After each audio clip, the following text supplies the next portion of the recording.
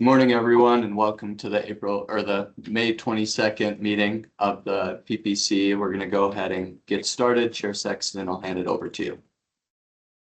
Thanks so much. Good morning and welcome to the public meeting of the Patient Protection Commission. My name is Bethany Sexton, Chair for the Patient Protection Commission, and I'll call the meeting to order. And Dylan, if you want to take us through a roll call, that would be great. Yeah, thank you. Commissioners, please identify if you are present when you hear your name called. I'll start with our voting commissioners. Dr. Jonathan Chastain. Present. Dr. Mark Glyman. Present. Dr. Ikram Khan. Present. Ms. Marilyn Kirkpatrick. Present. Dr. Andrew Peterson. Present. Dr. Adam Porth. Present. Dr. Travis Walker. Present. And Chair Sexton. Present.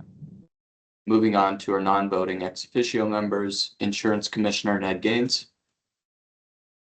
Present. Director Stacy Weeks. Mark her present when she arrives. Executive Director Janelle Davis. Present. Executive Officer Teresa Karsten. Also mark her present when she arrives. Chair, that concludes roll call and we have a quorum. Thank you. You want to move us to public comment? Yep. This item on the agenda offers an opportunity for public comment. No action may be taken upon a matter raised under the public comment period unless the matter itself has been specifically included on an agenda as an action item. To provide public comment telephonically, you may join the meeting by dialing 775-321-6111. And when prompted to provide the meeting ID, enter 981-401-478#. Please press *5 to raise your hand during the public comment periods to provide your comments. Comments will be limited to 3 minutes per person.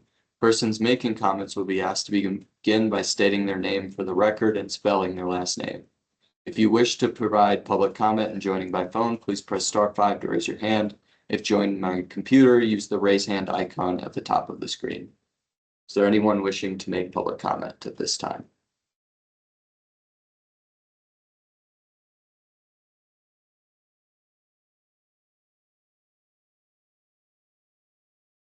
Chair, I see no one else wishing to make public comment at this time. Okay, thank you. Let's continue to move forward. Agenda item 3 today, we don't have any new commissioners for introduction, so we'll keep moving forward to agenda item number 4. The meeting minutes for February and March were distributed to the commissioners prior to today's meeting for review. Did any commissioners have any questions about the meeting minutes or recommended edits? Just a quick clarification for April 17th. Sorry about that. Yeah. No, you're good. Any questions or edits? All right. If no issues, questions. oh, go ahead. Sorry, I would move to approve the April meeting minutes. Thanks, Adam. Is there a second? Second, Dr. Walker. Thanks, Dr. Walker. All in favor? Say aye, please. Aye. Aye. Aye. Aye. Anyone opposed? All right. The minutes are approved and we'll move forward to agenda item number 5. And I'll ask Dylan for you to walk us through some of this. Thanks. Yeah, so I want to start again just by grounding our discussion in where we have been and all the work that we've all done to this point over the last several meetings and months. Commissioners have heard numerous presentations and reviewed statewide studies and data, gathered and reviewed 58 unique policy proposals from public submission and meeting presentations. This baseline understanding of the issues and the policy options, state programs, and priorities inform the concepts submitted by commissioners and will continue to serve as the foundation of discussion that are grounded in improving health outcomes for moms and babies in the state. The meeting cadence, as we've described previously, is largely based on the steps to effective decision-making and the commission is moving towards steps 4 and 5 through this process, through the review of concepts and further narrowing policy recommendations for consideration as a PPC PDR. I also wanted to remind everyone the process. Last meeting, we reviewed those policy proposals received through public submission and presentations. Following that meeting, commissioners submitted up to 3 BDR concepts and ranked them. Today, we'll go through some of those concepts and rankings. And again, these don't represent a final vote, but help to serve as gaining an understanding of the thinking of commissioners at this stage for focused discussions. And the intent of the meeting today is to further narrow those concepts for a vote at our next meeting on June 12th and submission to LCB prior to September 1st. So listed on this slide is the high-level thematic overview of the policy concepts submitted by commissioners. The itemized list of submission by commissioners is available on our website and at the link below.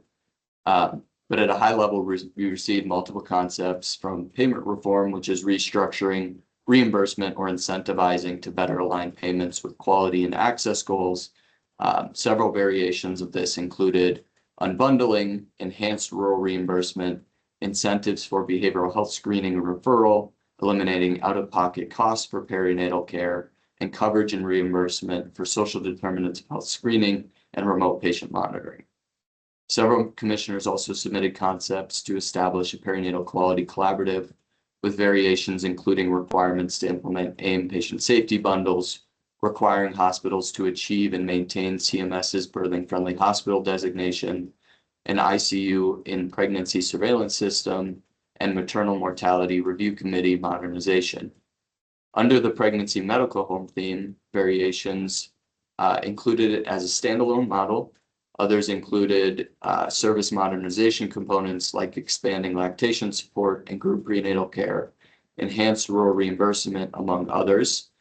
Under perinatal services modernization, variations of submissions included expanding lactation support, group prenatal care, social determinants of health screening, dyadic interventions, expanding coverage for prenatal and parenting education, and coordinated prenatal care across PCPs and specialty services.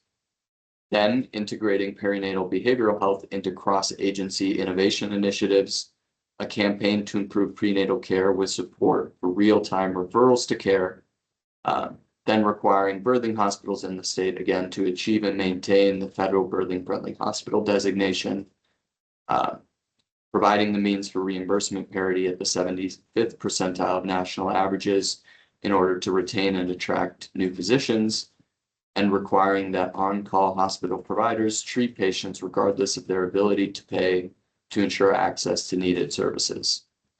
These submitted concepts were then ranked by commissioners by these thematic areas.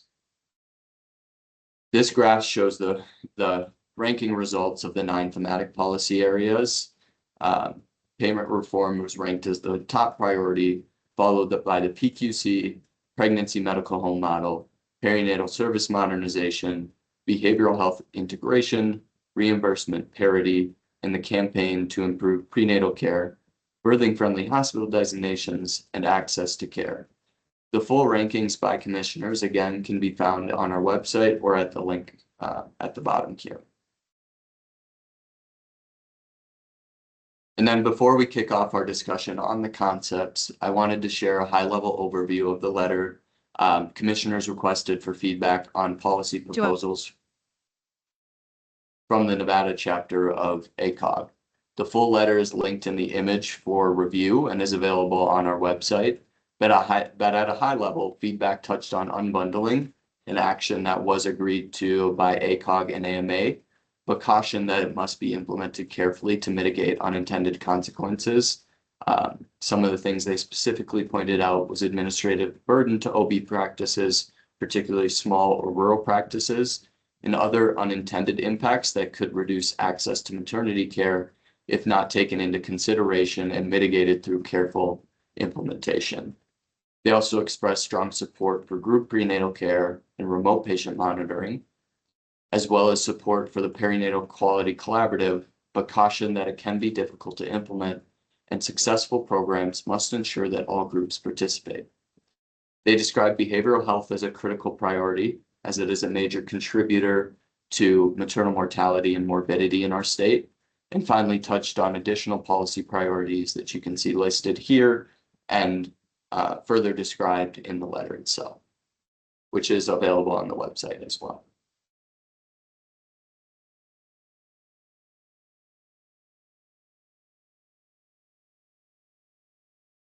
Awesome. Thanks so much, Dylan, for walking us through some of that backdrop. We now are moving on to agenda item number 6, and this is for possible action and reviewing and discussing some of the possible bill drafts topics.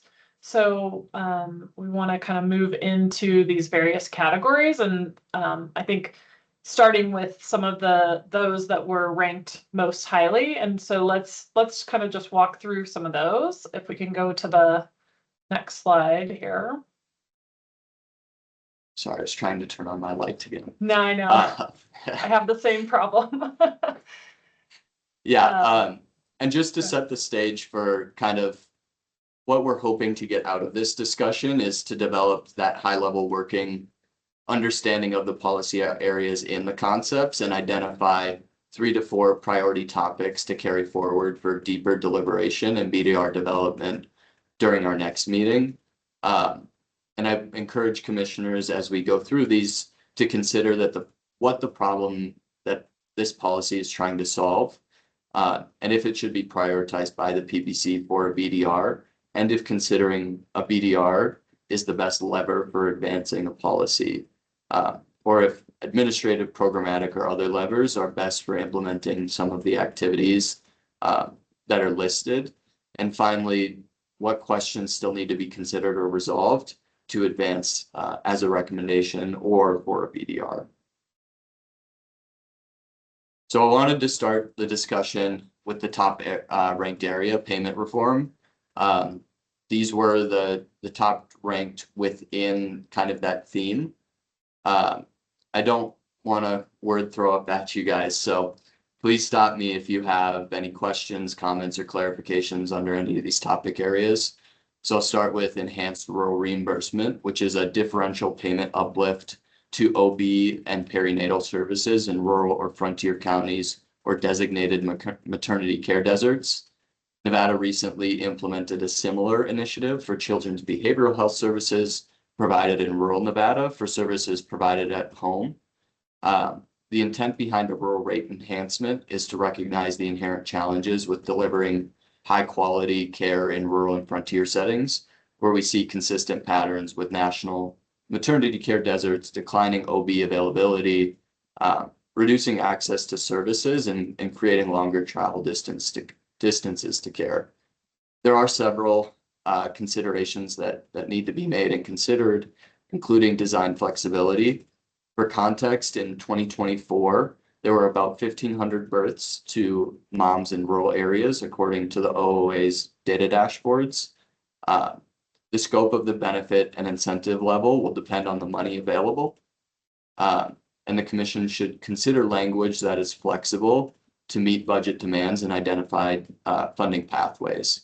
Commissioners should also consider alignment with complementary policies, such as the Rural Health Transformation Program, and how this effort and others could be amplified to increase access and outcomes in rural communities. Moving on to unbundling, and we've heard multiple presentations on this topic, so I'll go through quickly, but want to flag that this is something that does not need a BDR and can be done administratively and may be better used as a formal recommendation by the commission. Unbundling refers to the transition away from the current global billing code set by the AMA and used by Nevada to service or visit-based billing. This transition is described to better reflect modern pregnancies that are more complex and varied than the global fee was designed for. The global package assumed a relatively uniform and low-risk pregnancy, a predictable number of visits. I think what it's based on is 13 visits, delivery, and a brief postpartum check. Today, pregnancies are more complex. More patients enter care with chronic conditions, behavioral health needs, or social risk factors that require more intensive management. Care teams have also expanded beyond single OBs to include coordinators, community health workers, behavioral health providers, and different specialists. And evidence has shifted as to the number and level of care needed by patients at different levels of risk that the global fee struggles to capture, and it pays at one rate for the delivery episode, regardless of kind of the work that went into that care. Unbundling is supposed to create a billing infrastructure to actually pay for the care that's delivered. There are, however, some considerations, as we highlighted earlier in the ACOG letter, that need to be discussed so that the intent of this is actually met. As stated earlier, again, small and rural practices may lack the billing infrastructure and increase administrative burden to manage per visit claims if not implemented carefully, and unintended consequences may work opposite of the goals of better meeting patient needs. Commissioners may consider, rather than directing Medicaid to develop these incentives or developing unbundling through a BDR, to direct Medicaid to develop incentives to increase access to prenatal and postpartum care, screening for behavioral health or social determinants of health and referrals, to kind of further the overall purpose of unbundling and help mitigate maybe some of those potential unintended consequences. And the last policy on this slide, eliminating or mandating zero cost sharing, such as deductibles, copays, and coinsurance for pregnancy-related and perinatal preventative services. And this is a well-documented barrier to care. Under the ACA, many preventative services are an essential health benefit and subject to cost-sharing restrictions. There are, however, some pregnancy-related services that are not included in this definition. Extending that elimination of cost-sharing beyond the floor of what is covered in the essential benefit set state-regulated plans on the exchange or others may introduce financial exposure to the state to pay for these additional services that have not been fully scoped. Some states have looked at this, but the fiscal and implementation implications vary by state and market structure and enrollment. I think the full picture warrants careful analysis before committing maybe a legislative vehicle to this concept, and may better fit for further policy analysis and consideration for a formal recommendation to the health authority.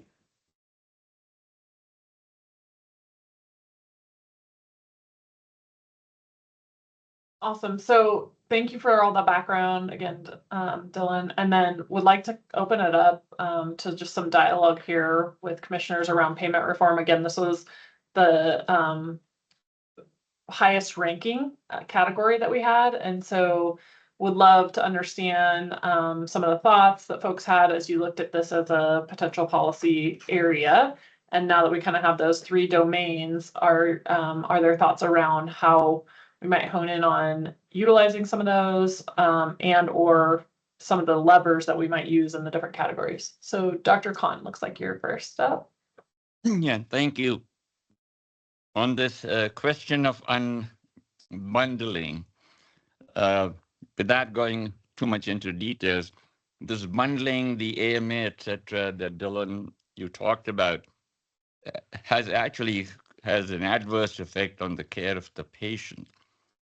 When you give a lump sum payment, X number of dollars, $2,000 or whatever, for the entire care of 9 months and beyond, it's probably, in my humble opinion, was one of the worst things for cost savings implemented through private insurances to begin with. And the Medicaid and Medicare and everybody started following.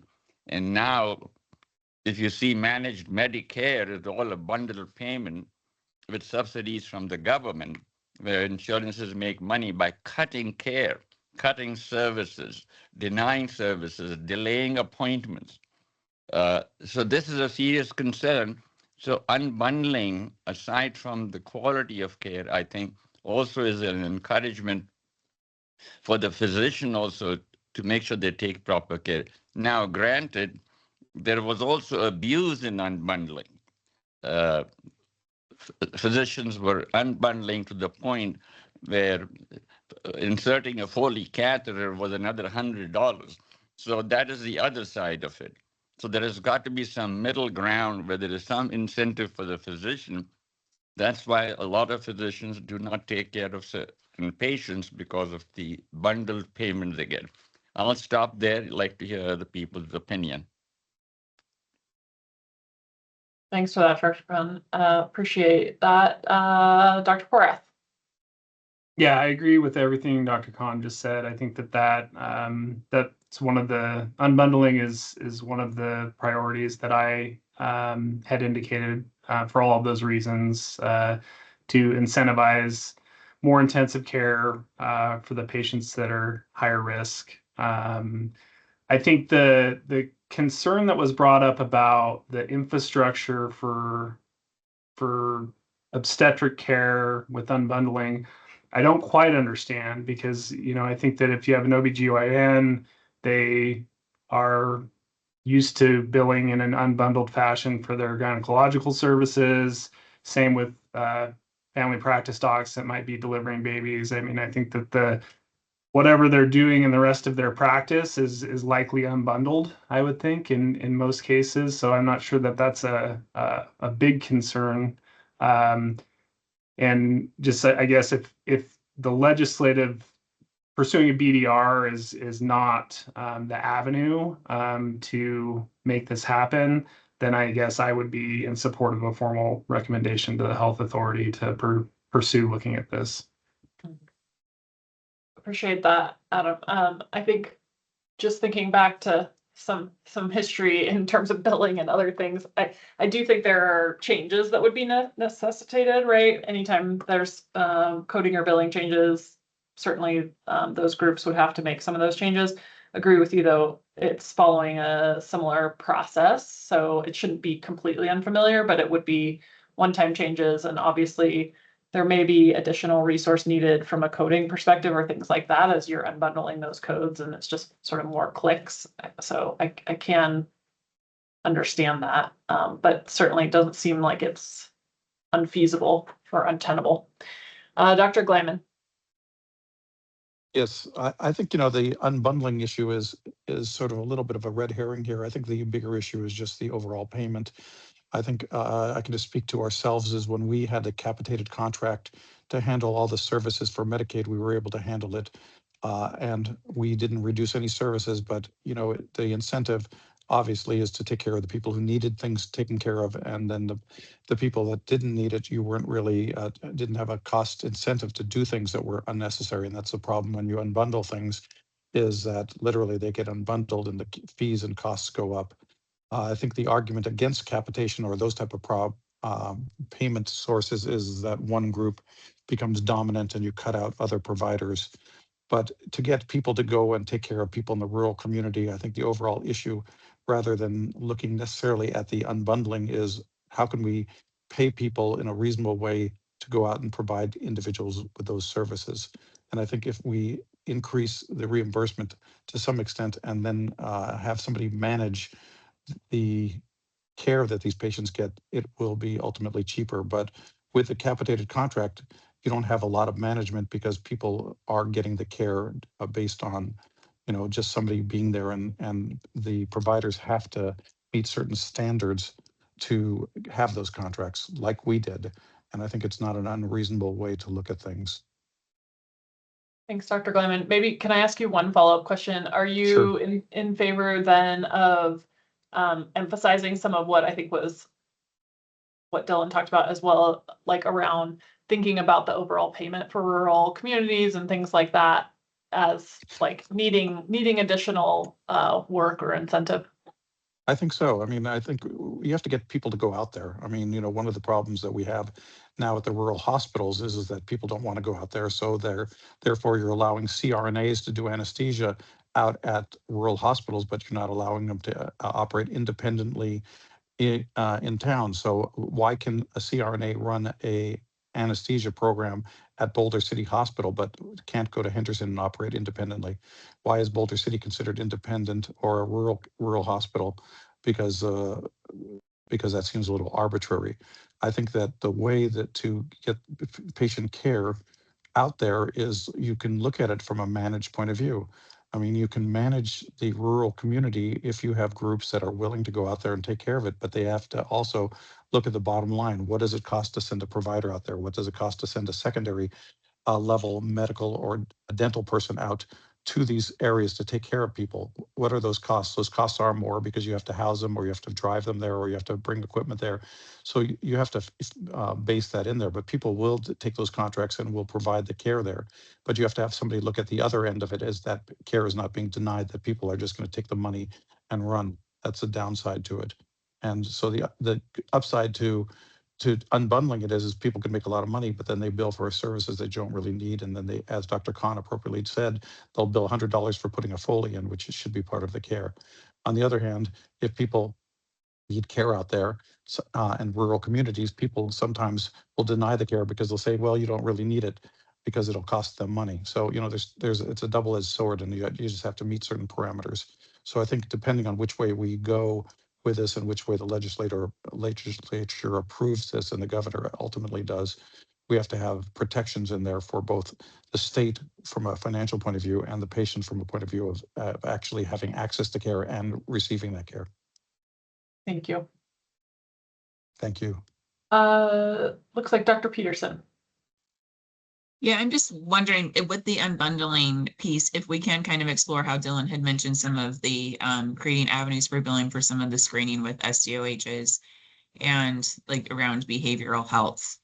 I think it might be interesting to be able to explore how that can be incorporated.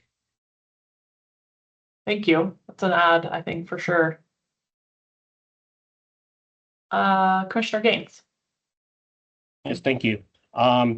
Touching on the eliminating out-of-pocket costs, just something to remember that in the anytime you take cost sharing out, you're ultimately going to drive up the cost of the plan in the commercial market. So that is something to think about. You know, I support the idea behind no out-of-pocket coverage for these services, but you know, depending on how often they're used in the commercial market, that is another thing that is going to drive up premiums. Yeah, thank you for that reminder. Good call out. Dr. Walker. Thank you. When I wanted to go back and touch on the unbundling portion, I think one of the things I want to emphasize is that the benefit to unbundling with regard to rural and underserviced communities is that this does create an incentive for systems and providers to provide prenatal care. And even if they're not providing intrapartum and delivery care, this now allows them a financial means to support providing prenatal care that can help with these transitions of care. Once that threshold is met to go into a global billing code, you know, those providers are at risk of not getting paid for those services. So I think this does provide a valuable avenue for expanding the prenatal care in underserved and rural communities. I'm not necessarily thinking that a BDR might be necessary for this, but I would advocate for some administrative recommendations toward that goal. Great, thank you. Director Weeks. Thank you, Chair Sexton. I think all of this has been really helpful just from our perspective here at the state. And all the feedback is kind of what we've been grappling with. I think, as you guys may know, unbundling is not budget neutral. It actually is a cost. And so something we're going to need to bring forward is a way to offset and so make sure that no one sees a reduction. In fact, I'd like to put more money on top. And I appreciate the focus on prenatal and postpartum. And so that's where we would like to put that funding. So I just want to let folks know that's what we're thinking about. So it seems like it kind of aligns with a lot of what you guys are all talking about. I think I am a little concerned about administrative burden too for some of our rural providers, but I think unbundling is really important. And then the other thing I wanted to mention back to Commissioner Gaines' comment, I would expect that CMS, who on the exchange side might consider an out-of-pocket removal as a mandate.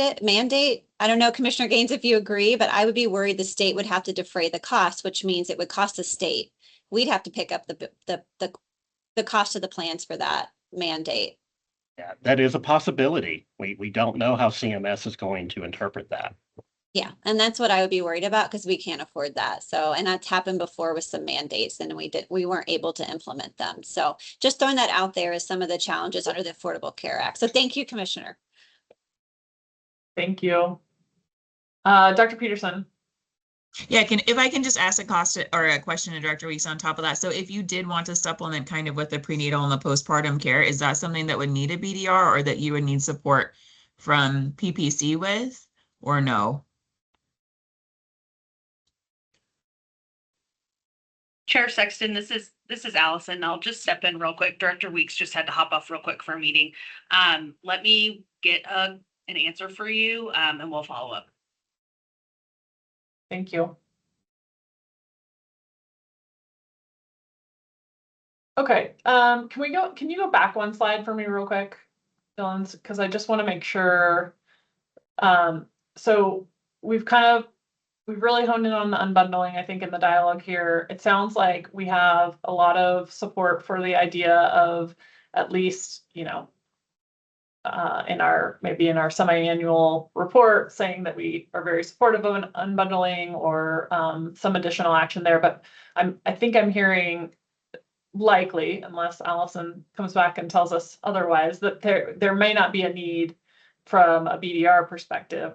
I want to just go back maybe to the enhanced rural reimbursement and see, is there any more dialogue we want to have around that? Because I do think that may be a space that might need a different kind of action. And so would love to hear a little bit more in terms of your thoughts, Dr. Walker.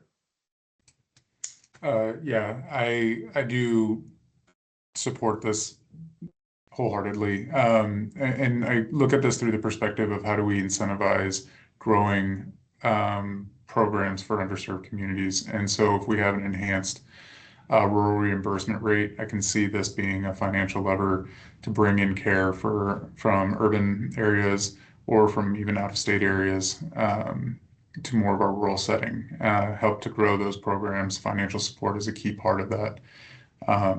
So for me, I'm a strong proponent of this. Thank you. Dr. Peterson.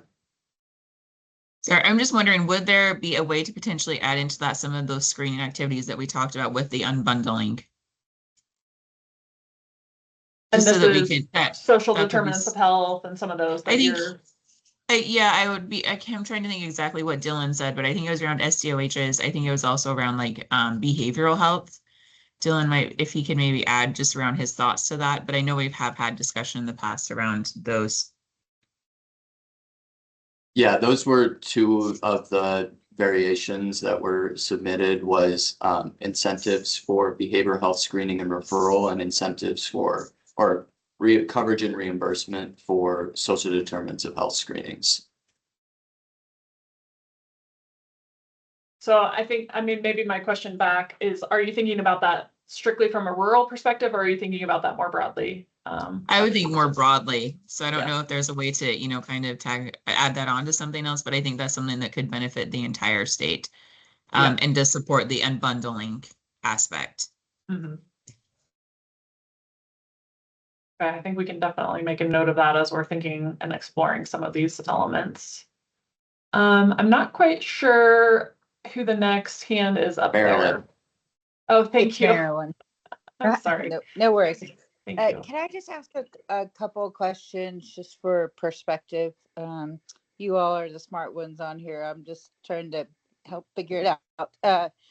So one, is it a scope of practice for you to enhance the Medicaid? I'm all for the rules getting more stuff, but the truth is in Clark County, you don't even have enough docs today or PAs to see the patients that we have, right? It's months and a lot of times. So is it a scope of practice allowing more people to see and help with that I worry when we say expand Medicaid. I was in the legislature a long time that gets a bill that gets stuck in finance, and it really, depends on if they think that it's a worthy cause. I'm all for a pilot program to collect the data to show the difference because I believe it's a cost savings in the long run, but I don't know that the legislature understands it. And honestly, there's not enough frontier and rural folks that sit on the Ways and Means Committee that can make that argument for them. So is it maybe something that could go through commerce instead that could change, give people more authority to do things and then pay for that as opposed to just expanding the cost? It's a great question. I don't know if there's anybody on the line that feels like you have background or other insights regarding that.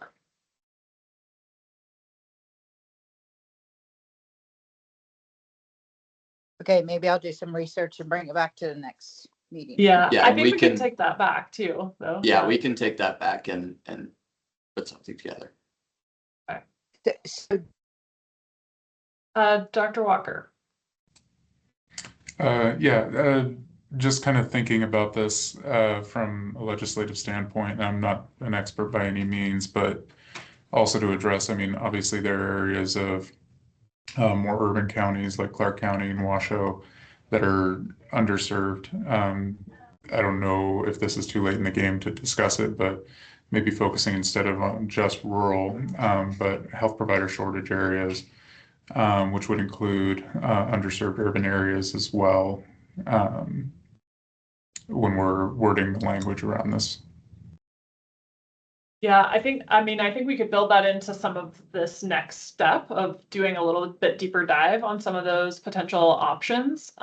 Because I think if we are kind of getting to alignment around the idea of enhanced reimbursement, for areas that need more care and where we want to create opportunities for people to provide more care, I think we can look at what are those levers and how might that work? And are there ways to actually administer that and, understand what that looks like? So does that seem reasonable, Dylan, too, as a part of what we could look at? Yeah, I like that. Okay, so then I want to jump just back to the eliminating out-of-pocket costs. I think we heard a few very reasonable and rational concerns about this one, especially around the idea of it potentially ending up being a mandate, which ultimately shifts this to needing a fiscal note that I don't know that we're gonna get traction on and other things. So any additional thoughts on that? I feel like maybe that may be a bridge too far for us at this point, but would love others' thoughts.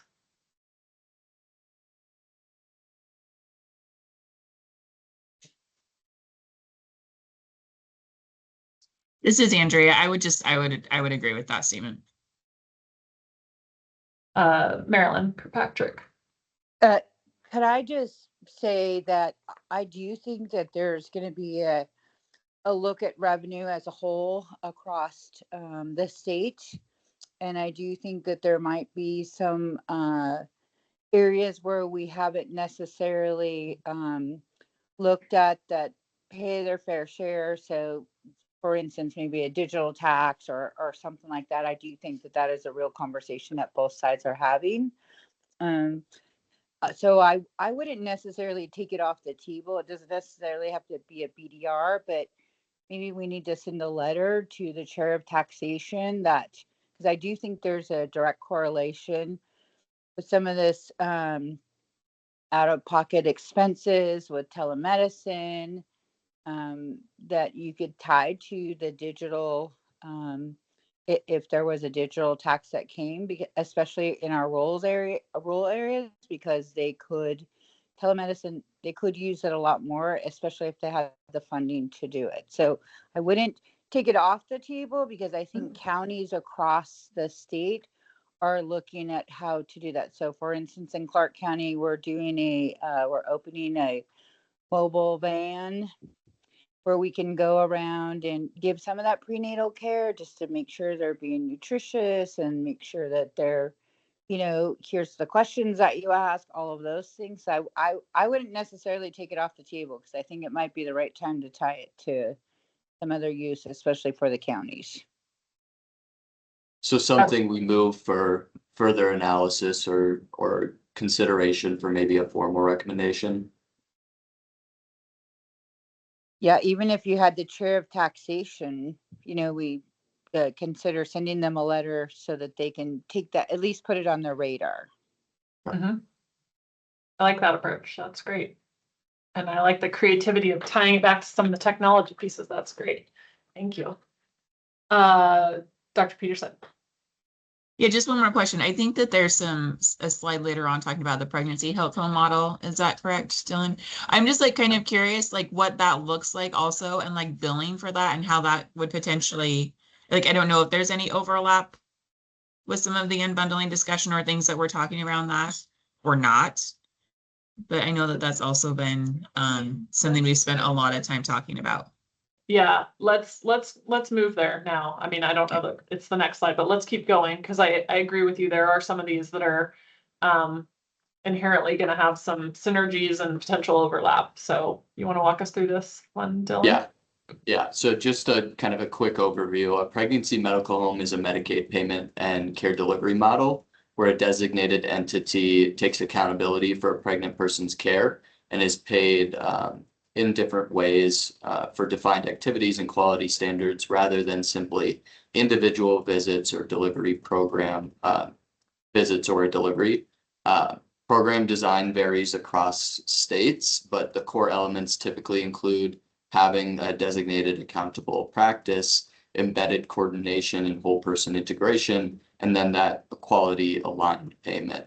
And just to quickly highlight two state examples of pregnancy medical homes or pregnancy medical home adjacent programs, North Carolina and Wisconsin, whose programs differ. In North Carolina, participants are OB providers who are accountable for care, and in Wisconsin, HMO contracted clinics in certain parts of the state. North Carolina includes all pregnant women, whereas Wisconsin only included high-risk pregnant members. Payment models also differed, but rewarded quality outcomes with bonuses or enhanced rates. Outcomes were fairly consistent with the greatest impact on process measures like engagement and care and observations of decreased low birth weight across Medicaid and a 20% lower likelihood of low birth weight babies among participating women in North Carolina. Though there was not an impact on birth weight or gestational age in Wisconsin. And again, there are several considerations to ensure that if this were pursued, would work in Nevada's context and for our population and give Medicaid the flexibility to seek necessary approvals to fund and design the program in a way that meets the needs of the population within our system's kind of constraints. Thinking about who is the eligible population, following kind of a chronic condition only model like Wisconsin, or all pregnant women similar to North Carolina, or a phased or inclusive language to produce a model that's feasible and provides the greatest impact for moms and babies in the state. Yeah, I'll leave it at that, and then we have a few kind of discussion questions after that. Dr. Peterson. Just an ask, do we have any idea on the fiscal impact of that for Medicaid? Would that be a large fiscal note, or are we not worried about that? Like, I just am wondering about the impact. I'm not sure of the scale of the fiscal impact at this point.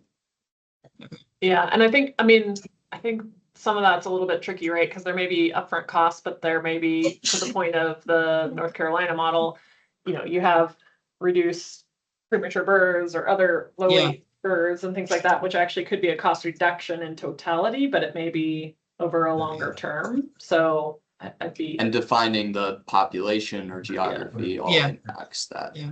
Because it seemed like this could help accomplish some of the things that we've been talking about. Agreed. kind of how I think about it is those other elements kind of being a structural component of billing and then this being almost an alternative payment model. Mhm. Other thoughts from any of the commissioners on this? I think also was a highly ranked policy that we all seem to think might have some good. So we'd just love to hear if there's any other thoughts on pregnancy home model. And I think it would be helpful as if this is something we want to move forward with as consideration for a BDR, what the commission would want something like this to do. What would be the intention or the outcomes of a pregnancy medical home program? And that can help us with writing kind of what the scope of this might be. Can you go back one again? I appreciate the kind of outline of the different models in other states. And I think, at least for me, when I think about this, it's trying to create that ability for sort of connection and more broadly. Again, I know that there are certain criteria that put women into higher risk categories, but I think when we think about the totality of women covered by Medicaid in particular, like, I think it would be good to have it as a broader approach versus like the Wisconsin model that really tried to target in on high-risk pregnancy specifically, especially given some of the components that we're thinking about with rural folks and the like. So, Commissioner Kirkpatrick. Thank you. And I just want to throw out, maybe it's something, so the health districts across the state, whether it be the Carson area, whether it be Churchill or Clark County or Washoe, they've gotten these federal grants in the past and they have lost them because they couldn't connect with the actual end user, right? So they couldn't, I'll give you an example. Southern Nevada Health District had a PEAK grant and they were only able to find 11 Black babies that they could serve. And I could not fathom that in my mind, right? Because I thought to myself, I see 11 every day. How in a year you could only get 11? So I'm wondering if one of the ways on the home health care is maybe direct welfare and the local health districts, because the health districts have the money and they can get the federal grants, and that covers our whole state now, that the way that we do it. And maybe there's a direct correlation to connect the two so that we could actually keep those grants, and then it doesn't cost the state. And the Medicaid match comes from Clark County, but it's a win-win for everybody and the health districts. Food for thought. Thank you. Dr. Walker. Yes, thank you. Yeah, I have only to echo your sentiments, Chairman Sexton. I think if we were to model legislation around this, I would like to model it around the North Carolina model. We actually have outcomes that show benefit and hopefully cost savings to the system. So that's the only thing I have to add. Thank you. Dr. Porath? I'm struggling with this a little bit because it's, the concept as a whole, I think, has merit. I would agree that if we were going to apply a model like this, that I would want to see a more broad eligible population for it. But, as far as how this works, if we're going to pursue unbundling at an operational level, that's kind of where I'm struggling putting the two concepts together, what that would look like. Yeah, I'm wondering, I mean, to me, I view it, and I think Dylan, you said this, like the unbundling is sort of like it's the rate arrangement, right, for any given service. I view this as almost like a value-based care type incentive around driving outcomes. And so again, would need to leave the aperture open for the regulators to be able to lay that out in a way that can be administered and other things. But I would think that there's a mechanism by which you could think about if groups are having a higher percentage over time of non-C-section births and things of that nature, or higher percentage of their population who's getting, the right prenatal visits, like then there may be payments or incentives that they would get paid for doing those outcomes. That's how I had the concept in my mind. But open to others' thoughts around that. Again, I think we would need to leave it wide enough and not too specific that they can then pull the different levers in a way that's actually going to be able to be administered. But Dr. Chastain. Thank you. I going back to the point of unbundling and how it interplays with this, my understanding is that unbundling is going to happen anyway. This is something that CMS is behind. The CPT codes are changing, whether or not we signal like this is going to happen. And so I'm curious, it's probably too early, but I'm curious how North Carolina and other programs have signaled how they will modify their programs, to account for these changes. And just to echo, I agree that this, I think, could be favorably implemented through, a value-based care arrangement or alternative payment model. And, are there other, as opposed to bundled episodes, are there other things we can leverage like screening reimbursement and care coordination reimbursement, right? And entering into, shared risk arrangements with MCOs and things like that. So again, I agree with kind of keeping it broad so that we're not over prescriptive if we pursue this on how it would have to be structured. I love the call out around North Carolina and wondering if we do want to take this back, if that's a point of research we might be able to do, or even some outreach to folks there and how they're thinking about that. That's a great call out. Awesome. Generally, thoughts on medical home? Feels like we're fairly supportive. Again, hopefully that dialogue gave us a little bit more of an idea of where we might want to focus and some of the outcomes that we would want to be driving in terms of how the setup would be done. I guess I would just put a ask out there. Felt like we were getting a lot of traction around the enhanced rural payments on the previous screen. How are you feeling about advancing this as a policy for further consideration? Do you feel like it should be included in the 3 or 4 that we asked for more on?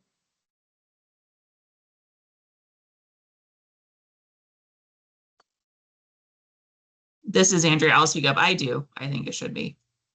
Okay.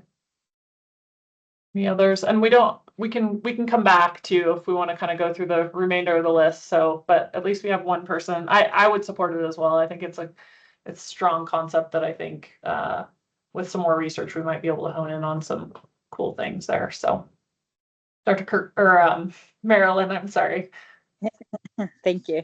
I would support it too, because I think that the rules need it. We focused last session on putting so much to the GMEs and everything in that area. And I think that it would be a missed opportunity if we didn't at least put it on the table for further consideration.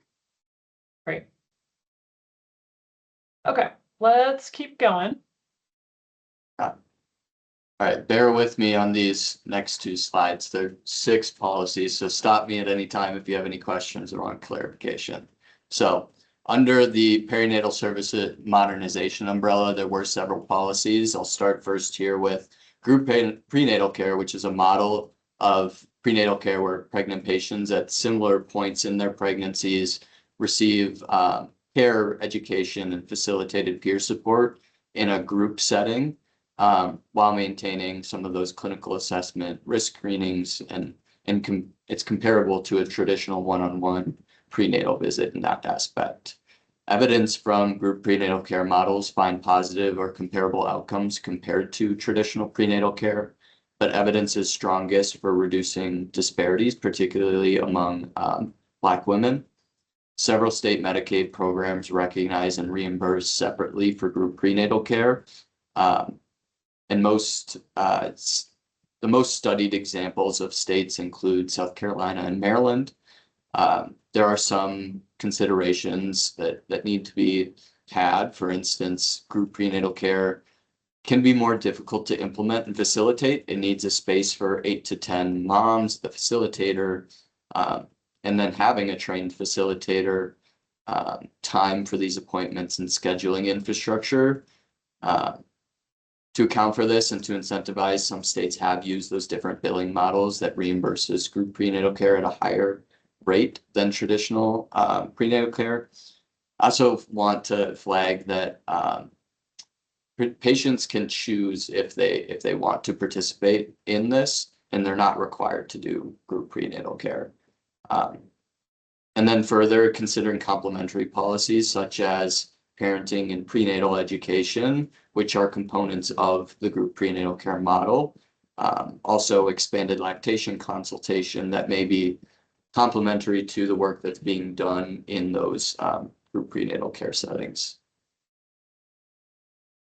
The next model is dyadic interventions. They are integrated models of care that care for the parent and child dyad together. Typically, this happens in a pediatric visit, and they include maternal depression screening during pediatric visits, integrated behavioral health supports, and parenting programs like Centering Parenting or Healthy Steps.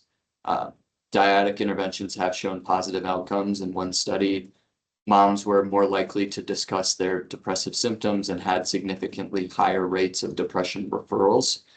In another, children were more likely to attend their recommended well-child visits. And again, all of these have several considerations. Some of the current billing and coding systems are not built for dyadic encounters, though again, several states have implemented this benefit. And then defining the dyad, who is covered and for how long. And finally, we screen and identify conditions, but as we've kind of discussed, do they have somewhere to go? Behavioral health providers, particularly in rural counties, are limited in thinking about complementary policies or administrative or programmatic policies that could complement, such as the SHARP grant money or Rural Health Transformation project to either increase that provider supply and or offering continuing education to manage behavioral health needs at that frontline level. The next is lactation consultation expansion, expanding access to lactation and breastfeeding supports across settings and the continuum of care, addressing coverage gaps. Currently, 15 states cover the full continuum or array of breastfeeding supports. That includes education, hospital and outpatient lactation consultations, electric and manual breast pumps, and according to our literature review, are areas that may be opportunities for Nevada to expand and to improve access to a well-documented best practice for moms and babies.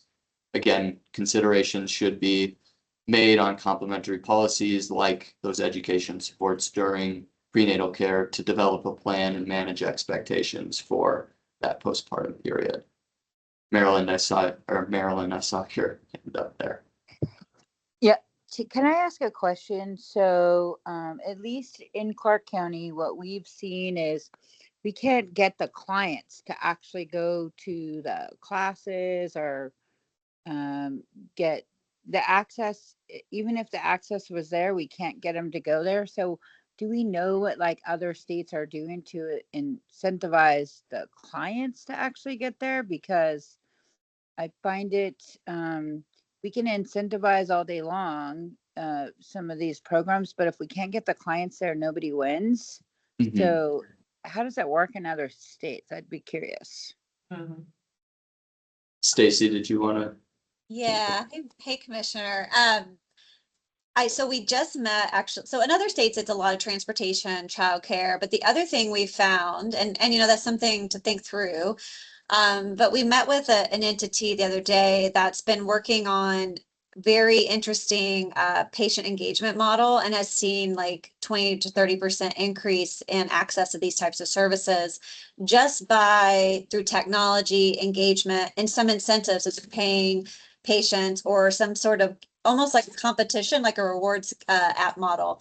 But it's working. And I think if one of the things I'd like to consider for next session is getting sort of a care management approach to this population, especially our high risk, hard to reach moms, and hiring something like that that actually is showing to be effective in other states. And Dylan, I don't know if we have time to have, it was REMA, but to have REMA come and present some of the cool things they're doing, but they've seen significant improvements in engagement with some of these hard to reach high risk moms. Is But that I think we have to something think that- outside the box. Yeah. Is that something, just based on first impressions, is that something that could be maybe integrated into a pregnancy medical home model, or? Oh, yeah, it could be, or we could have all our MCOs use this model, right? Like we could require to say the state MCOs will leverage whatever vendor the state procures with to do additional intensive care management and patient engagement. It's an intense care coordination model, but they actually give the patient rides. They take them grocery shopping. They do all these navigators that they hire in the community that are local. They actually work closely with the moms, but they really wrap around those moms and they're seeing good impacts. So it's just an idea that we're looking at. And I mean, to see the results within 12 months was pretty impressive. But just throwing that, there are some really cool things out there, I think, that we need to explore. Thank you. It's helpful. Dr. Walker. Hi.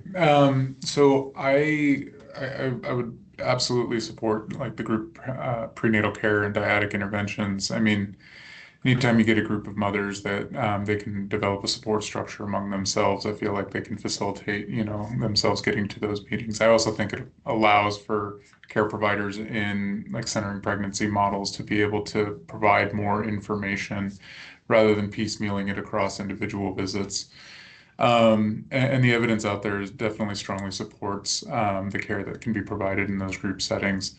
And then a word on the dyadic interventions. I think one of the common things that I see with mothers missing their postpartum visits is that they're often sacrificing their time or their own health care in order to make sure that their child gets health care. And so with the frequent pediatric visits that are often required at 3 to 5 days of life, 2 weeks, 1 month, those are opportunities where we'd be able to intervene when it comes to issues like maternal mortality and morbidity. And so I think supporting that any point of access intervention, whether it be in a pediatric office or multi-specialty primary care office or whatever the case may be, family practice offices, I think anything that helps support that opportunity could greatly affect, the change we're trying to implement here. Thank you for that. I appreciate too. I like, I like that we have the consideration put down there that systems and even group practices and others aren't always built in this fashion, but I also think we gotta start to put ourselves into the patient's shoes. And I really appreciate you bringing that forward. The moms are doing that. They're getting their kids to the doctor, but not necessarily putting themselves first. And if there's a way that we can help navigate, that's super important. So thank you. Adam. Yeah, I agree with Dr. Walker. I would definitely be supportive of really all of these concepts and looking at them, fleshing them out a little bit further, particularly the group visits and the dyadic interventions. With the group, I was just kind of thinking as we were talking through that and describing it, how likely, there should be considerations of like forming that sense of community around these group of moms. Where would we be providing this group care? Taking, the high amount of shift workers that we have in the state, like thinking about when we would provide those group visits, to a group of moms, I think would be really cool work to do. Awesome. Let's see. I see Faye. Oh, I don't know the last name. I'm sorry. It's okay, Repke. Hi. Thanks for letting me talk. I just wanted to say that UNR and Renown are both already doing centering pregnancy and centering parenting care and have been for many years. And I think that I can definitely help facilitate having one of those coordinators come, Catherine McCarthy. if the group is interested in hearing more about how the centering program is working and the benefits of that, and including dyad care, which has been happening at UNR for some time as well. Awesome. Thank you for that input. Okay, let's keep going. Sounds like there's pretty good uptake for these three concepts at least. And then I know, yeah, there's three whole more on this one. So let's keep going. Yeah, the next area is prenatal and parenting education, which we've already had some of that conversation around. It includes structured childbirth, prenatal and parenting education delivered through different settings. Several state Medicaid programs reimburse prenatal and parenting education as a distinct benefit. According to our review with the KFF, Nevada currently reimburses for infant care and parenting classes as part of the office component, though most states cover those programs under separate reimbursements to providers. Though eligibility for those programs differ by state, leading into some of the considerations under this topic being who might the eligible providers be. Other states have limited to participants enrolled in certain programs or at higher risk for certain outcomes. And if this were pursued, how might we think of the eligible population and or provide necessary flexibility in different environments for this benefit, and thinking about complementary policies as we've kind of talked about already, that this might amplify or fit well in.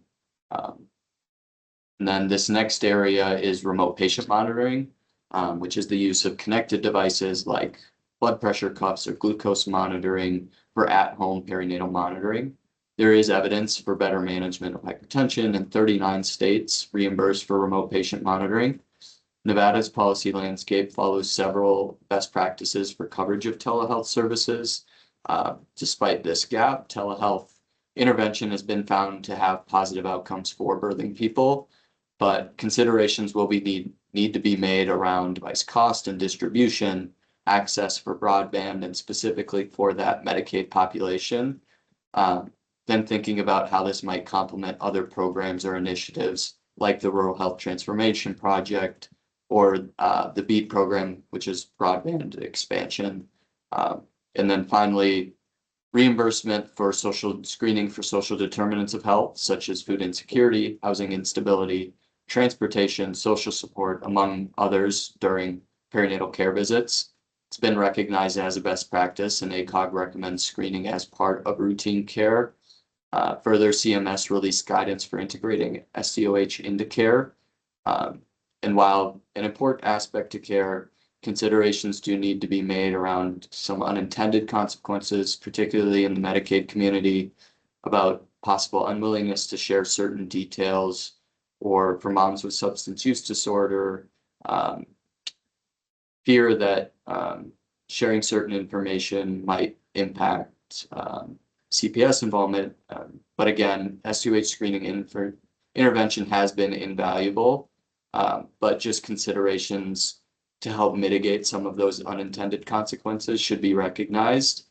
And then finally, as with some of the behavioral health stuff we've talked about, is there a referral infrastructure to ensure that once those needs are identified, they're able to be met?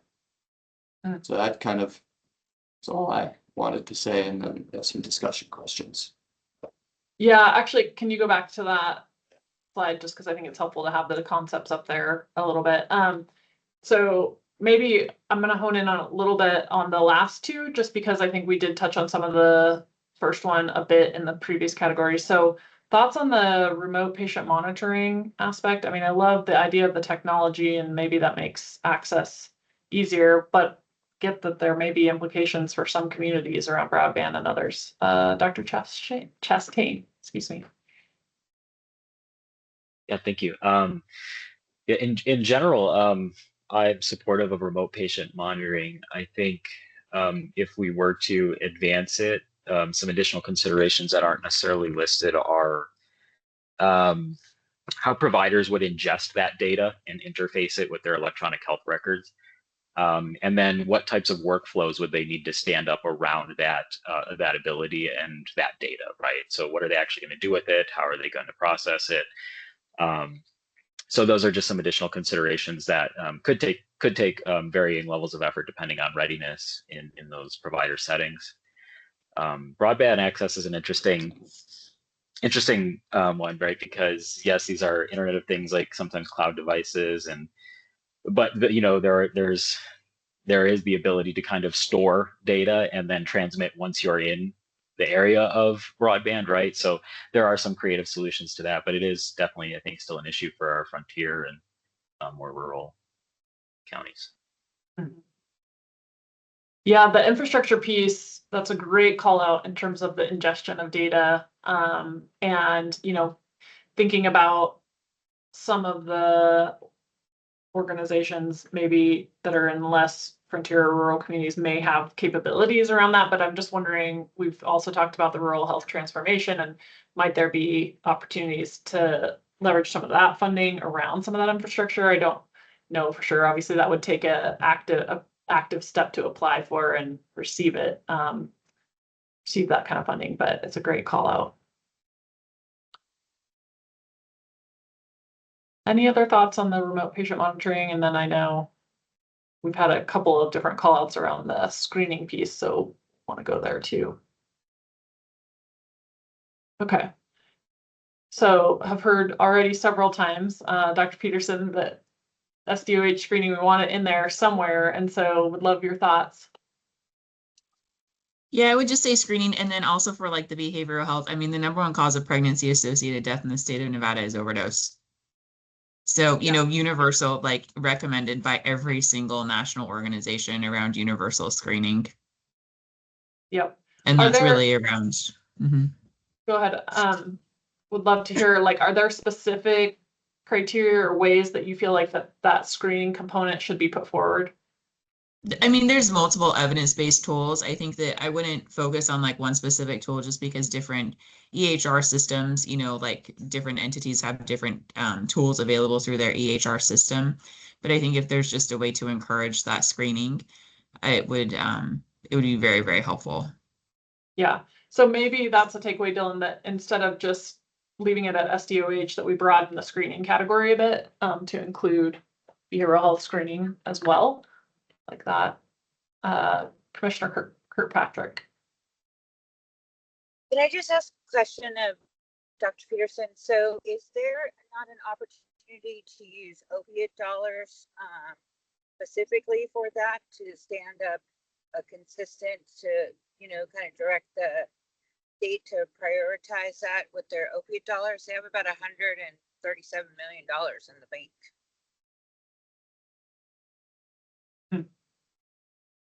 That's a great question. This is Andrea. We've done a lot of work. So just through my other half, through the Empowered program, where we provide care coordination service for pregnant and postpartum women experiencing substance use disorders. It really is like, how can we incentivize those screening activities, which I think does come down to billing. So I think that, you know, like FRN dollars maybe could be used to help with like the rollout, education around that, things like that. But I think when it comes down to it, it really comes down to finding something to incentivize them to bill for each of those individual patients. Are there screening codes out there available today, Dr. Peterson, or others still in? Looks like you're shaking your head. Yes. Yeah, and Medicaid can even speak to that probably better than I can, but I do know through some of the work that I've done with the Perinatal Health Initiative that we were able to work with them maybe 5 years ago. So they are available, but like through some of that work again with the Perinatal Health Initiative, we looked at utilization and it's exceptionally low. Gotcha. And so maybe the reimbursement rates are quite low or things like that. Yeah, not everybody's reimbursing at the moment. Gotcha. From my understanding. Okay. Dr. And then Walker. also, can I add just one piece on the education? I think if the Perinatal Quality Collaborative is to go through, that's really something. So as far as like being reimbursable, you know, that wouldn't be there, but that group could really lead some of those efforts as well and might make some really great, you know, headway with the materials produced. Around the parent education, prenatal education. Yeah, which would take some time because that will be a new group in the state. So maybe even, you know, as far as like being reimbursable, I think that they would need time to actually develop and determine what needs are there. Gotcha. Which might be a necessary first step. Yeah, to have some of that data and more Yeah. robust data. Mhm. Yeah. Like, I think that's a good call out too. Dr. Walker. Yeah, just touching on the SDOH screening and all of the screening kind of that we're discussing. I wholly support the screening, but I think one of the downstream kind of consequences that we need to consider is having the support when somebody screens positive. Frequently, you know, we do a ton of SDOH screening in my clinics, and when we have somebody with housing instability, we don't necessarily have an outlet for them to get secure housing. There's not always somebody with food insecurity that has the ability to get those resources, or those resources are understaffed or less than available. So I think if we increase screening, we also need to be considering, you know, that we build in that. I'm not saying we don't screen just because there's a lack of resources, but we're going to significantly identify more problems, but with increased screening and more resources that are going to be needed for those positive screens. And that may be something that we would want to include as a formal recommendation on some of those different programmatic pieces that may be able to impact like that, like the SHARP grant or Rural Health Transformation Program.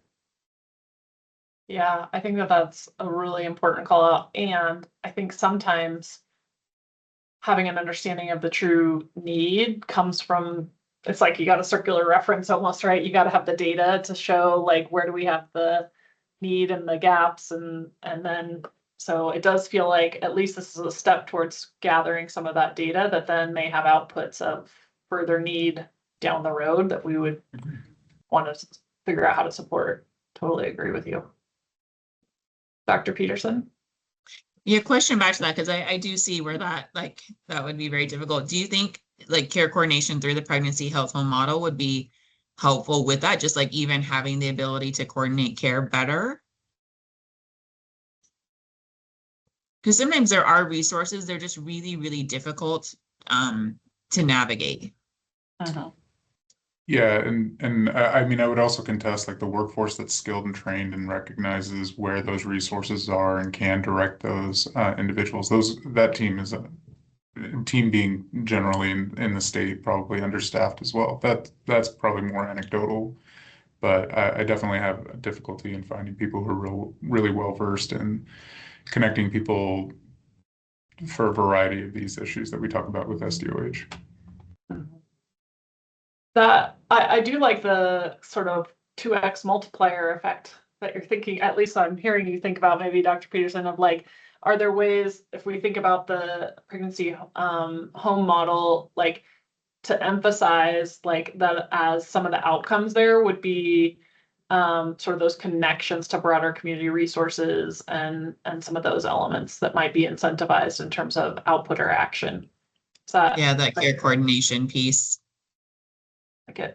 Not that, yeah, I mean, it's still difficult because there's still a few resources, but sometimes, like I said, sometimes it's just hard being able to actually like take the time to be able to help them access those successfully.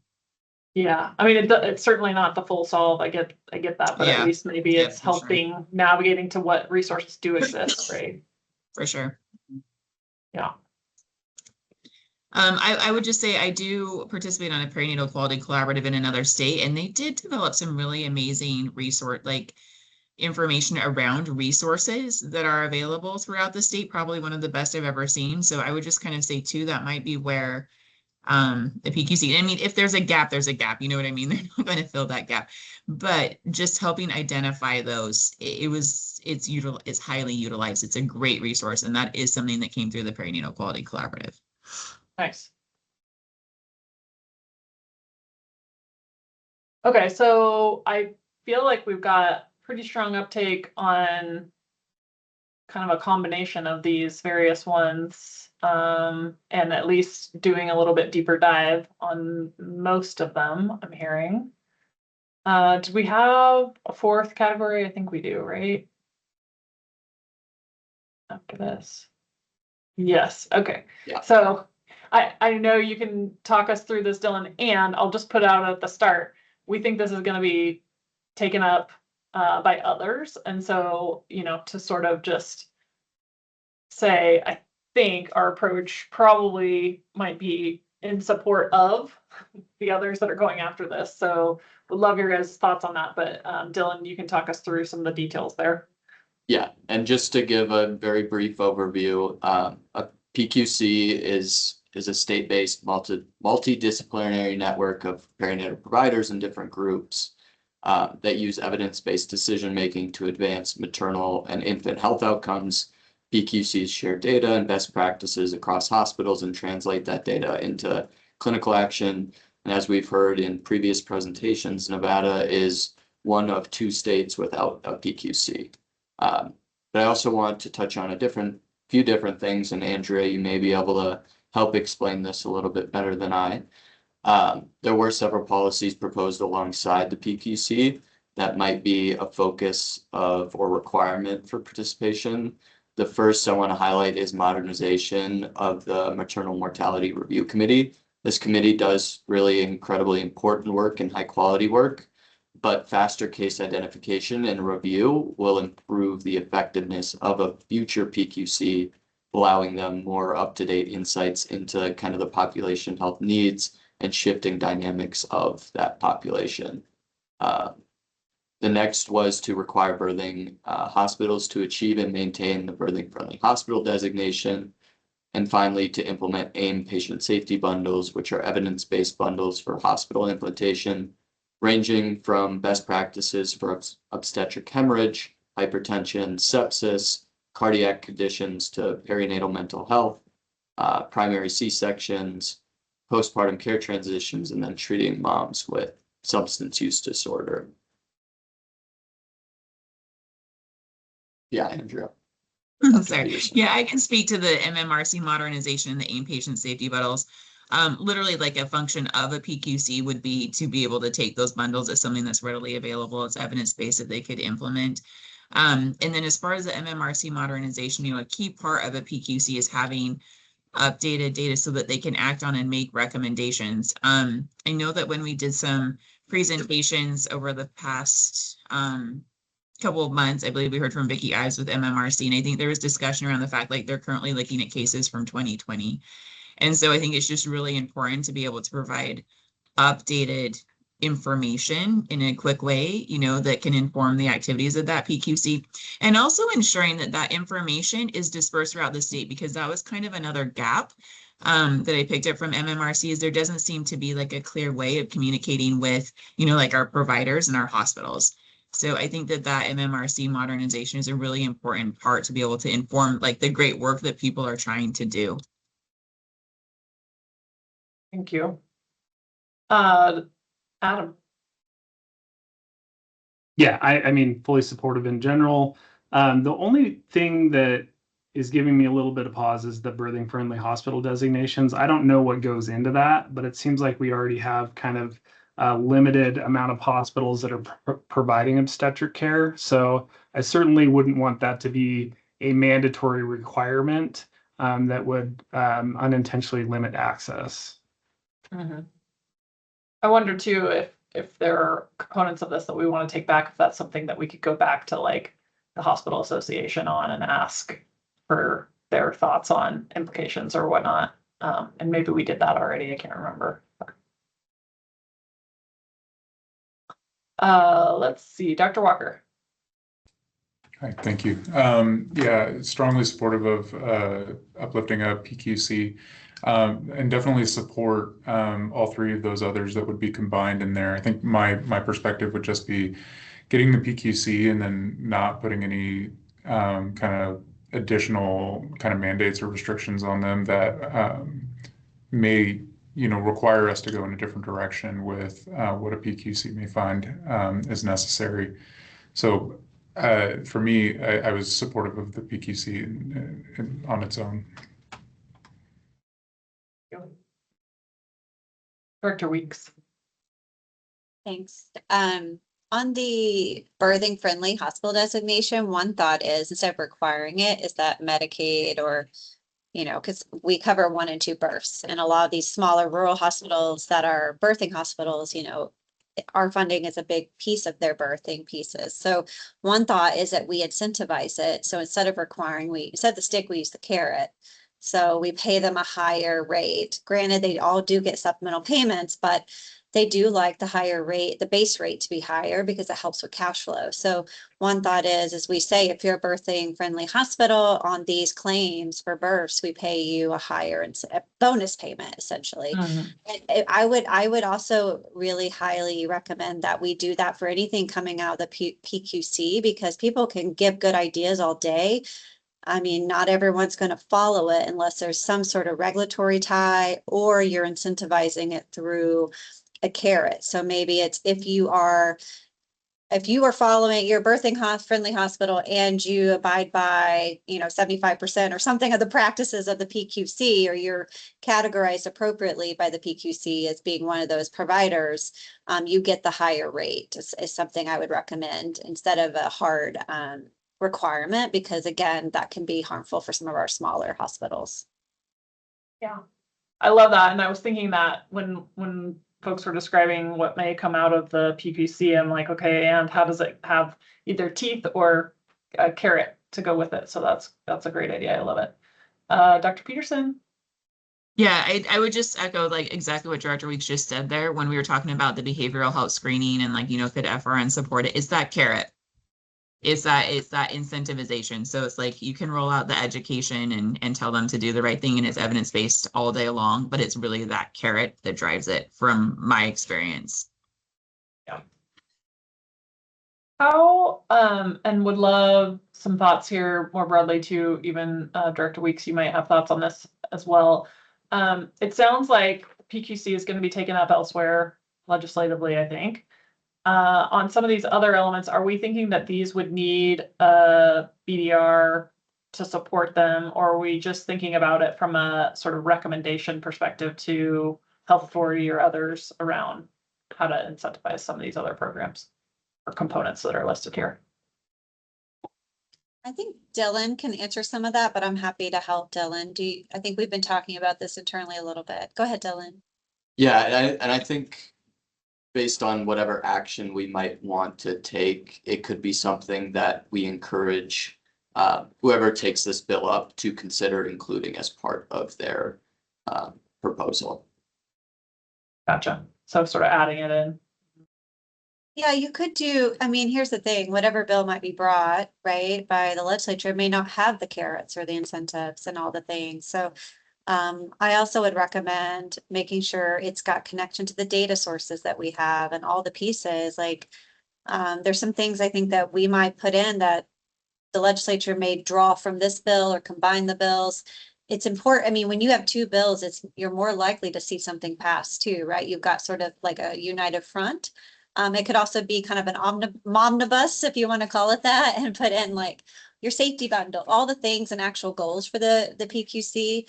I would love to see a PQC, but I also know that sometimes you can create more committees and see nothing. So I think we have to be thoughtful about how it's drafted. So I would recommend that this group take that on, especially with all this expertise we have. So from this group, if you guys want that. But I think someone asked earlier about funding and like how if we needed help on the prenatal, I do think the Momnibus could include, we recommend that Medicaid increase prenatal care if there is, if you want to be budget neutral in your bill, you could say if there is sufficient funding, that would mean, or ask us to prioritize a year where we have a surplus to focus first on maternal health. Those are the types of things that we don't have in law that we could do. That's the kind of thing I would think through. And then also my goal is to try to get some of this funding into my budget. So you guys have bills that move that are funded, but I can't promise anything, right? That's the governor's decision. It's also a budget decision, but that would be my goal, is to help align with what you guys pass. Awesome. Thank you for that. Very helpful. Okay. I want to come back, Dr. Walker, just to your thoughts there around sort of keeping the PQC on its own versus putting some of these other components alongside of it, and just make sure I was clear in understanding how you were thinking about that. Yeah, my thought is we're focusing on three items here. I mean, definitely, I think there's benefit to all three of these things here. my only thought was by adding these other things on here, if it were to say like, hey, we're going to be focusing on AIM patient safety bundles or MMRC modernization, and we're focusing on an object or target over here, and not necessarily focusing on another initiative, by driving that attention to the MMRC modernization, and there's another solution that might be easier. I didn't want to handcuff any committee with extra things. Now, I'm one opinion, and I'm definitely open to suggestion and other more expertise opinions as well. I appreciate that, though. I think it's something for us to think through. So thank you for looping back there. Dr. Peterson, again. Yeah, I totally agree with what he's saying. I think it's wise. The one thing that I would ask would be the MMRC modernization be connected, just because, again, I think a PQC has to act on what's happening within the state, because there's so many things when you talk about, maternal mortality and morbidity. But without that information on what's causing morbidity and mortality, it's like, maybe they're going to focus on something that isn't necessarily an issue in the state right now. So I think it's just really important to have that MMRC modernization to inform the work that they could potentially do. In my thoughts, but. Gotcha. Okay. Dr. Chastain. Maybe this is for further conversation if it's advanced, but to Director Weeks's point and this point about the MMRC modernization, maybe in something that we consider is explicitly laying out the data sources that would be required to support these initiatives, right? And including some mechanism where that data is necessary to report to the PQC, so that we don't have this, great idea, but nobody's actually contributing data so that we can streamline this process or gain insights from it, right? So maybe that's something we need to consider. Yeah, I think that's important, and because it's the participation and getting the data sets that help to really identify some of these key factors and where does action need to be taken, for sure. Dr. Peterson, did you have your hand up again, or was that from before? Sorry, that's from before. Okay, just want to make sure. Stacy. Thank you, Chair. On that point, what we could do, because we're trying to create a population health analysis team, and it has access to obviously MMIS data, claims data, but also APCD once that's cleaned up, right? That's our all payers claims database. I think we could task with maybe one additional person to really help support whatever PCQ or PQC is created. So maybe it lives underneath our Office of Analytics, or what our population health team is sort of connected to the PQC, and can be sort of that analytics team that supports with and connects with, coordinates with DVPH and any federal data that we might want to pull in. So we already have some of this now. I think it's just making sure that whatever bill you guys draft is connected to the health authority's analytics side. So like Dr. Chastain was saying, so we can help when we maybe put together some language for you guys to review, throw out some ideas around that, if that's helpful. I think that would be extremely helpful. Just again, those data sets, the more kind of inputs you have and the connection points, the better a lot of times the outputs will be. That's great. Dr. Peterson. I would agree with that too. And I do, another thing that I would just say is that I think it would make sense for a PQC to live under the health authority. So I don't know if that's another piece where like we could maybe help designate. But I think that would make most sense. Great. Stacy. Thank you. We're happy to do that. And in fact, we could probably draw down federal funds so we could help offset the cost of all of this, because Medicaid covers 1 and 2 births. So whatever we're doing here is supporting Medicaid, so we can actually get federal funding to pay for the executive director, all the pieces, and help with that. But I want to make sure that, we have that coordination in law around working with DVPH, the local governments, like everyone that needs to be involved. So we'd be clear on that. But we're happy to look at that model. That's great. Awesome.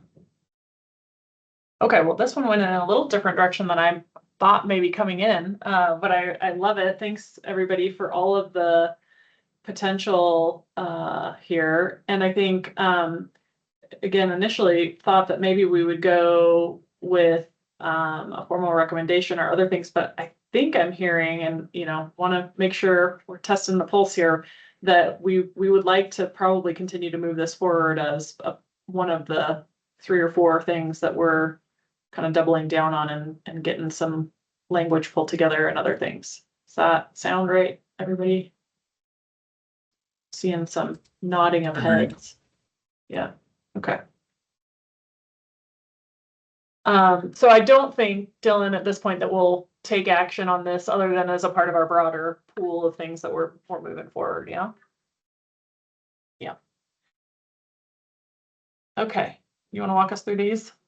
Yeah, so I wanted to quickly highlight and bring attention to a few of the concepts that received a little bit less attention in the rankings. The first being the behavioral health integration into cross-agency initiatives. Then a statewide campaign to improve perinatal health and the creation of a resource that supports real-time navigation to resources. A requirement that on-call hospital providers treat patients regardless of their ability to pay to ensure access to needed hospital services. And finally, provide the means for reimbursement parity at the 75th percentile of national average to retain and attract physicians.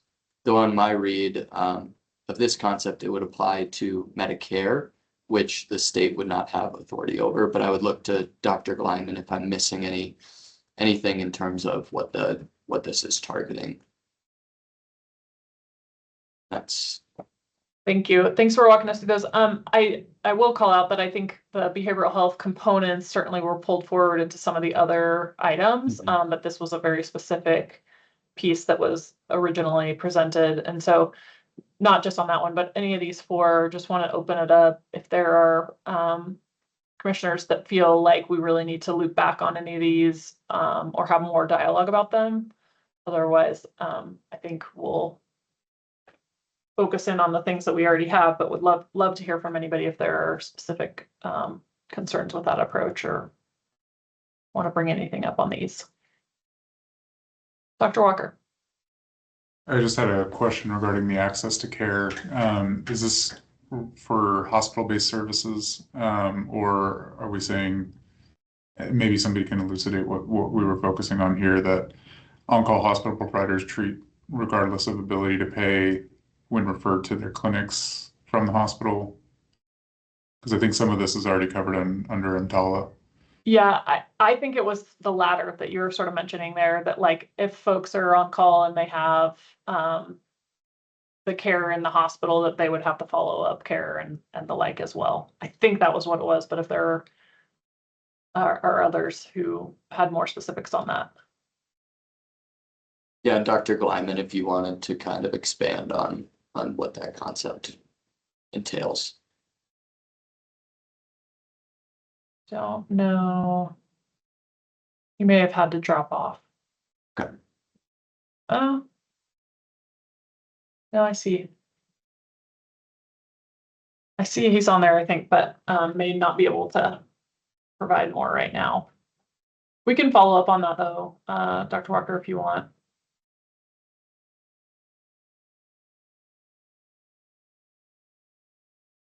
Okay, any other comments on these? Or otherwise, I think we're gonna sort of narrow the list a bit here.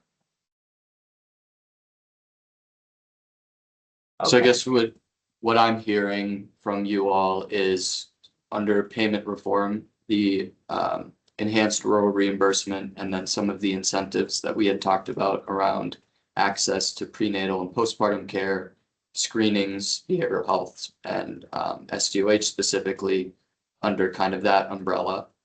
And then, the pregnancy medical home and getting more details on what that might entail and what that might include. And then all of the initiatives under the Modernizing Perinatal Services umbrella, and then the Perinatal Quality Collaborative being the 4 that were pulled out for deeper deliberation. That is what I heard as well. So I think we're aligned on that. Hey, Dylan, Yes, this is Gabe Lyther with the Attorney General's office. Just since this is an action item with a potential for a vote, do you think perhaps that we could put some of this into a motion and actual vote to encapsulate what the commission is trying to accomplish? to advance towards NBHA or PPC staff developing intent language or something to that effect. Yeah, I would just feel, since it is a public, an item that's been agendized as an action item, I would just love to see an actual vote on something. Okay. So maybe, do you want me to take a stab at it and then somebody can Yeah, say you whether wanna they, try. whether they feel like that's the right thing to move forward? So I think we're asking for a motion to have staff move forward with the first 4 policy areas that we reviewed today, and doing the deeper dive to bring those back to the next meeting, which I believe is June 12th, for further review and refinement to then decide which ones would move forward as our BDRs. So moved. Thank Second. you. Is there a second from Dr. Walker? Great. Everyone in favor, please say aye. Aye. Aye. Aye. Anyone opposed? Hearing none. Dylan, please take that forward for us if you Aye. will. We'll be excited to see what comes back on June 12th. Yeah.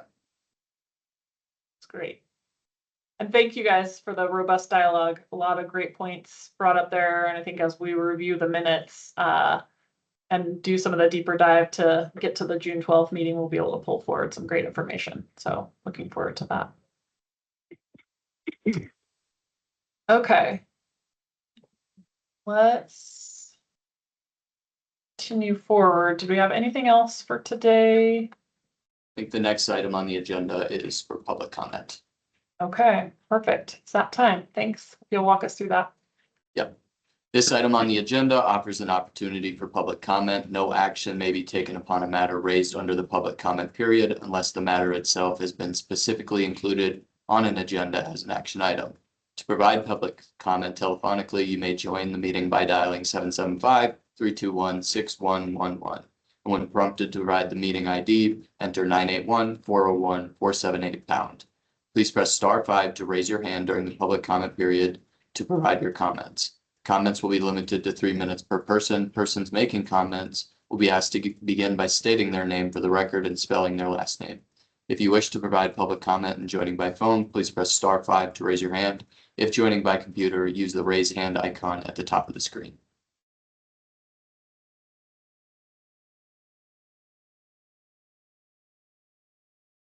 Chair, I see no one wishing to make public comment at this time.